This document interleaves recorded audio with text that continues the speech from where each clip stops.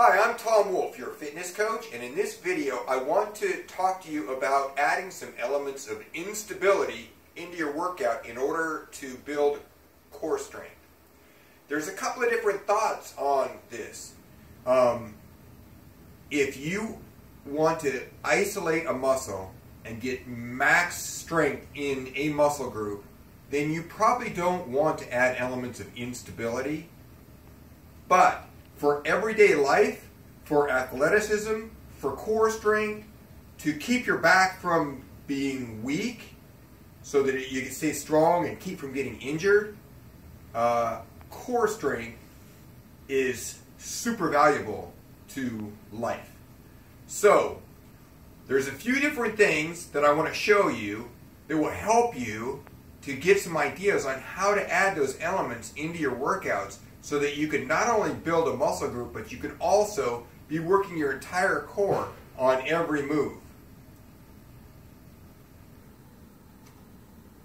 The first one that I want to show you is just a basic curl. So, if you're going to do a curl, you might want to have a strong stance and then do your curls, right? But here's the thing.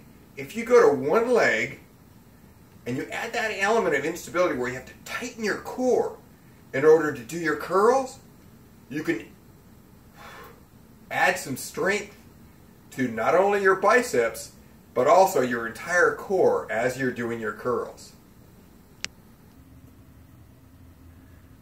The next one that I want to show you is using med balls. Med balls are used for all different kinds of exercises.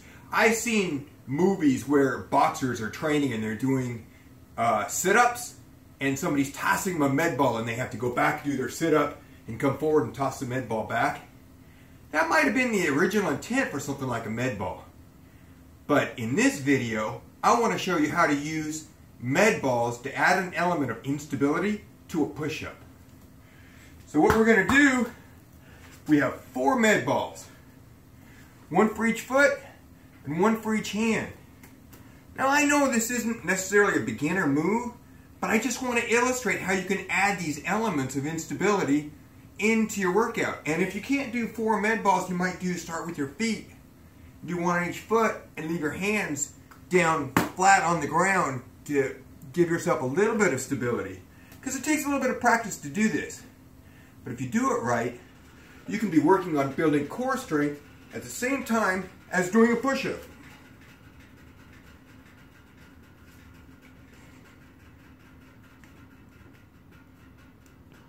Now there's no way you can do this if you don't keep your core super tight. But once you get it, you can really crank on them. The last move I want to show you, or the piece of equipment that I want to show you, is a stability ball. Stability ball can be used for all different kinds of things in a gym. I actually use a stability ball for some of my warm-ups. They help me as I can use it to raise it up and down to get my arms stretched out, or to bend my back, lift it up. I can actually even swing it back and forth carefully. Get my lower back warmed up before a workout. But I like to use a stability ball in place of a bench for a bench press. Now here's the thing about it. A little trick. When I work out in my garage with a group of people, I've got 2 benches to work off of. I've got 3 stability balls. I always take the stability ball for myself. And what the people I'm working out with don't really realize is that I'm getting a better workout than they are. Because not only am I doing a bench press or a shoulder press off the stability ball instead of a bench press, but I'm getting a core workout at the same time as I'm working another muscle group. So I'll just give you an example here. Let's see the best way to view this. So if I want to do a bench press off of this, all right, so I get back into position, right? I get my weights ready. Now, I have to hold my core tight as I do my press. And I can do heavy weights, and I can certainly do more than 30s. I wouldn't want to go like heavy where it's like everything you got to lift it, but I can go heavy and do a lot of reps with what is taxing to me, my chest. But at the same time, I've got my core nice and strong while I'm doing this workout. It's harder to do it off a stability ball than off of a bench. And most of the time, I prefer that. Now, if I want to isolate my chest and do only chest with heavy, you got to use a bench for safety. The other move that I can do an awesome shoulder press off of a ball, but I got to keep my core tight in order to do it right.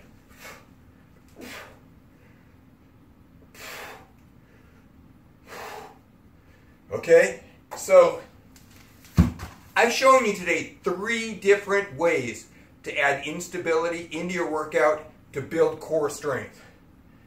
Guys, I hope this is helpful for you, because what I've been able to do is have a strong core, reduce lower back pain, and be able to keep myself from getting injured in other ways by having a super strong core. Thank you very much. I'm Tom Wolf, helping you live the good life through health and fitness.